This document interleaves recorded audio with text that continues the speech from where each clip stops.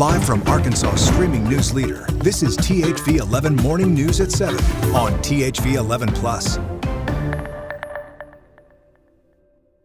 What's going on, everybody? Happy Tuesday. Thanks for joining us here on THV 11 Plus. Had a busy day ahead. In case you haven't heard, we got a little weather to deal with. We got a little traffic to deal with. We got some news to deal with, too. Here's the great thing. You're about to get everything you need right now on THV 11 Plus. Yeah, just sit back, relax. We're going to have a little fun. We're going to keep you informed. And I was doing what she said. I started leaning back. Yeah, relax. Sit back, I'm just going to stay. Sitting back. Hope the traffic isn't bad this morning. It is, yeah. Oh, it already is. Yeah, Okay. see how relaxed I am? I don't care. You don't care. I don't care. Tracy's, well, you don't have to drive with That's it. true. Yeah. When I come in, there's no traffic. That's right. I see more deer on Cantrell than I I do know. cars on the Yeah, weekend. Tracy has had encounters with a couple of deer on the way in. 2 deer have hit my car twice in the same They spot. hit her.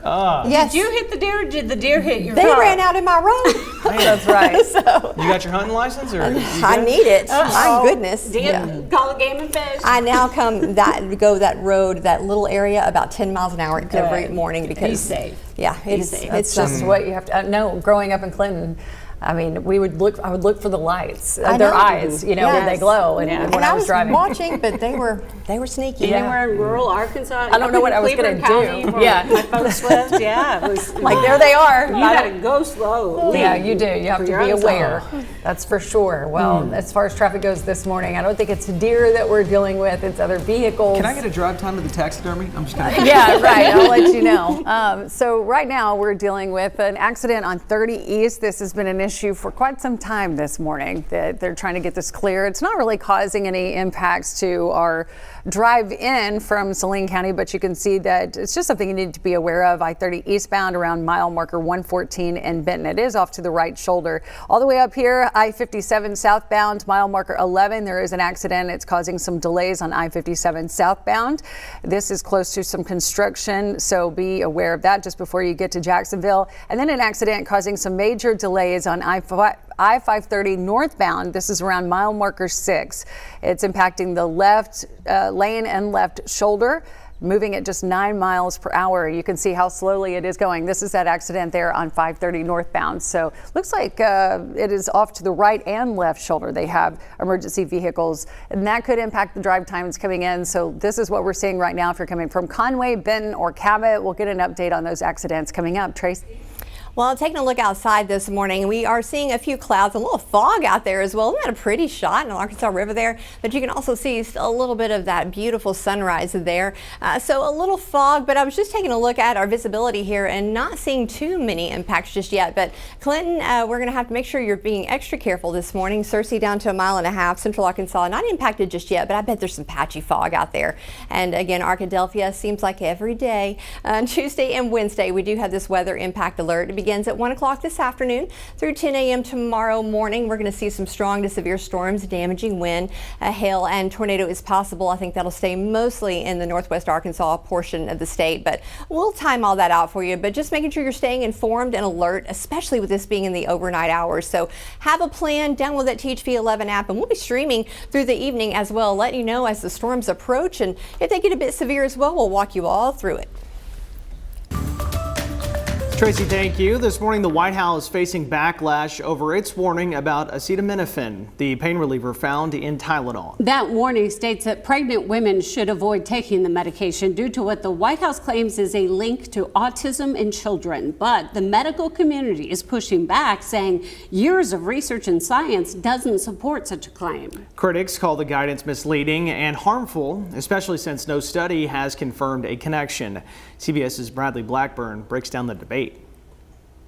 If you're pregnant, don't take Tylenol. The Trump administration is reversing decades of medical advice for pregnant patients, linking the use of acetaminophen, the active ingredient in Tylenol, with increased risk of autism, though officials provided sparse evidence to back the claim. They're waiting for certain studies. The FDA has directed a label change and sent guidance to doctors, though it also acknowledges there's ongoing scientific debate. Major medical groups are pushing back. I think the announcements put a lot of fear into people. Dr. Stephen Fleischman, president of the American College of Obstetricians and Gynecologists, says it's highly unsettling that federal health agencies are willing to make an announcement that will affect the health and well-being of millions of people without the backing of reliable data. I worry a lot about patients who are sitting at home and maybe early in pregnancy, very early on, have fevers and decide, I don't want to take Tylenol, without realizing that the fever itself is a problem. And having high levels of fevers that go untreated early in pregnancy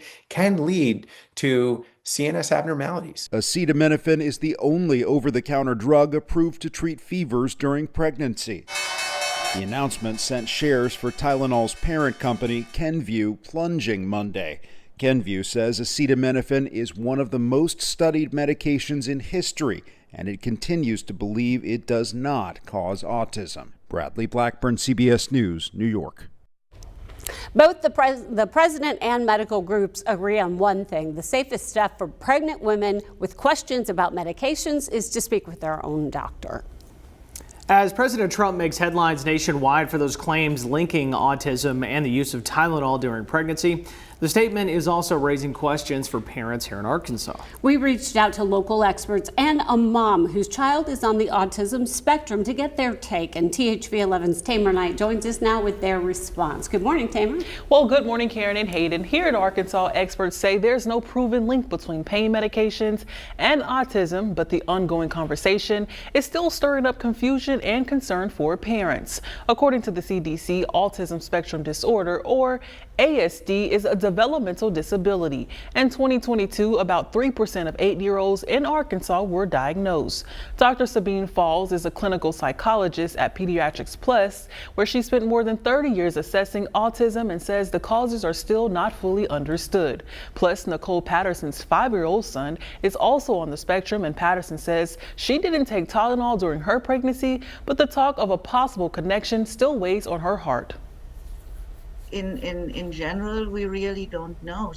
But in general, we know with autism that there are certain factors that increase the likelihood, one of which being that it runs in families. It kind of makes me feel like I'm being blamed a little bit, like, okay, well, you took this while you were pregnant, and so now this is the cause of it. This is what happened. And I mean, but that's what I was told to take. Now, experts emphasize, based on the current research, there's no direct link between autism and medications like Tylenol during pregnancy. Dr. Falls says while research continues, the priority should be giving family the resources they need. Now, we have more details and some of those resources available right now on our website at thv11.com. For THV 11 News, I'm Tamer Knight. Tamer, thank you. Arkansas Attorney General Tim Griffin is expanding his One Pill Can Kill campaign this morning as he brings the initiative to UAPB. The statewide effort, which Griffin first launched at the University of Arkansas in 2023, focuses on educating students about the dangers of opioids and connecting them with resources that can save lives. Just 2 weeks ago, the campaign was also introduced at UA Little Rock. Meantime, the Attorney General is also facing accusations of ethics violations. A complaint filed by bloggers with the site Bill Tracker accuses Tim Griffin of misusing campaign funds and pushed legislation for personal benefit. The complaint sent to the Arkansas Ethics Commission also states that Representative David Ray accepted campaign donations totaling $130,000 from Griffin while sponsoring bills that enhance the power of Griffin's office. Ray served as Griffin's campaign manager before and during his time as a representative from Maumelle. Griffin, Ray, and State Senator Bill Gilmore all responded with statements countering the allegations, the Attorney General calling them politically motivated and, quote, a total joke, adding that his campaign takes great care to follow the law. This morning, the Fort Smith Fire Department is working to raise money for a memorial that will honor the brave men and women who lost their lives in the line of duty. The Fallen Firefighter Memorial is planned for Station 1, where it will serve as a space for the community to reflect and remember. At its center will stand a life-size bronze statue surrounded by engraved pavers arranged in the shape of a Maltese cross. Donations and personalized paver purchases will help cover the cost of the project. Battalion Chief Evan Mallard says the goal is to preserve the legacy of fallen firefighters. One thing it's going to do is our goal of never letting those who died in line of duty be forgotten. That's something that's important because they were before us. They got us to where we are now, and we need to cement their names and a legacy so that we can remember them. The department emphasizes that every contribution goes directly to the Fort Smith Firefighters Foundation, a nonprofit making donations tax deductible and fully committed to finishing the memorial. Meantime, the White House is working to clarify details of a proclamation President Trump signed Friday establishing a $100,000 fee for new H-1B visa applications. The change applies only to first-time applicants and does not impact current visa holders or renewals.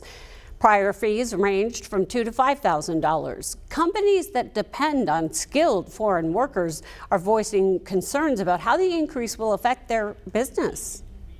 And I know from speaking with my coworkers on visas that they are scared that if they demand fair treatment at work, they will be retaliated against. The White House argues the higher cost is meant to, quote, address abuse of the program, stop the undercutting of wages, and protect national security.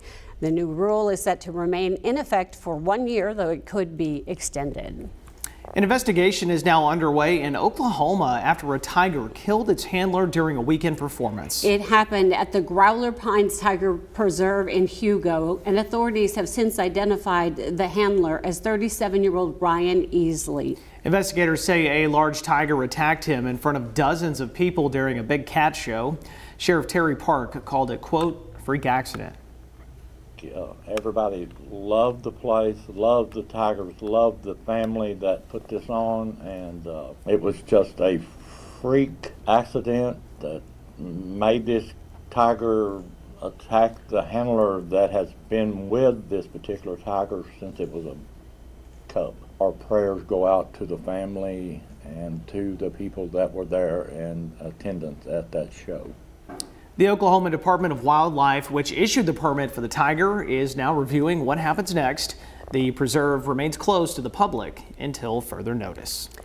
Now let's get a check of the traffic this morning with Ashley King. Ashley, how's it looking? Hey guys, it's been a busy morning. We have a few accidents that I want to tell you about. It's a traffic impact alert right now because this is going to impact your drive in to your destination during this rush hour. The first accident I want to let you know about is on I-530 northbound. It is affecting traffic moving very slowly, as you can see at just 16 miles per hour if you're traveling on 530 northbound. This is around mile marker 6. And it is really slowing things down this morning. We also have an accident that is slowing down your commute on I-30 eastbound mile marker 128. They have the right lane and right shoulder blocked right now. We'll get another look at what's going on with that in just a few minutes. And an accident here on 40 eastbound mile marker 153A affecting the left shoulder. Again, we want to take a closer look at what's going on with this accident. This one is here on I-30, the one I was telling you about eastbound. They have an ambulance on the scene. They were blocking that right-hand lane, but it looks like they're letting traffic flow there now. But just be very careful if you're moving through this area. Maybe take a different route too on some of these accidents because it's causing some slowdowns like on 530 and here at 30 eastbound. It's just been a busy morning. You can see how it's impacting your drive-in from around the metro too. We'll get a closer look at that coming up. Tracy? Well, we are starting out with a little sunny with a chance of George is what we are doing. My little baby boy here, he's going to give us our dog walking forecast. We are starting out this morning and again around the lower to mid 70s. And as we're heading into the afternoon, we're going to start to see things warm up a little bit. And we would love to see your little pup or maybe your kitty cat and maybe your kids. When do we need to do? What do we need to do? Go ahead and send it to me at 501-376-1111.